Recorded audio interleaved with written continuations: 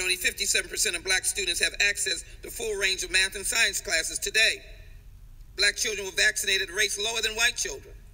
Education mobility has been limited. Black children represent 19% of the nation's preschool population, yet 47% of those receiving more than one out-of-school suspension.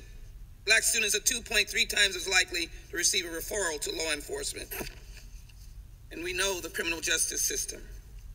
So I conclude by these words. Black people in America are the descendants of Africans kidnapped and transported to the United States with the explicit complicity of the U.S. government and every arm of the United States lawmaking and law enforcement infrastructure. The dehumanizing and atrocities of slavery were not isolated occurrences, but mandated by federal laws that were codified and enshrined in the Constitution.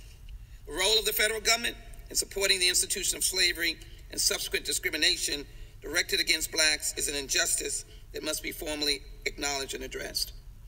I am not here in anger or anguish. I am not in any way seeking to encourage hostilities. There are diverse opinions in this room, and I understand it, appreciate it, respect it, admire it, and love it. I'm a product of my history.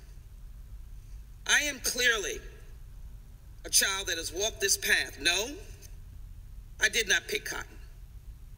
But I will say that those who picked cotton created the very basic wealth of this nation. For cotton was king. There was no other product. And so I ask my fellow colleagues that this is simply a constructive discussion that will lead to the practical responses. And if I might, Mr. Chairman, put this article in the record from the New York Times, dated June 17th, downtown boom, Kansas City, Missouri, and just a few blocks away, devastation in the black community. Two cities, mostly in every area. I ask unanimous consent, Mr. Chairman. Without objection. Two cities. I also ask unanimous consent to put a statement of support from John Legend. Without objection.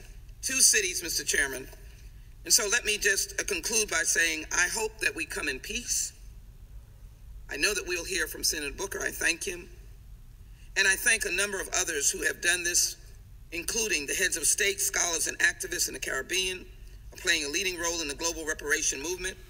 Many have been inspired by our work. I'm delighted to see that Professor Sir Hilary Beckles, Vice Chancellor of the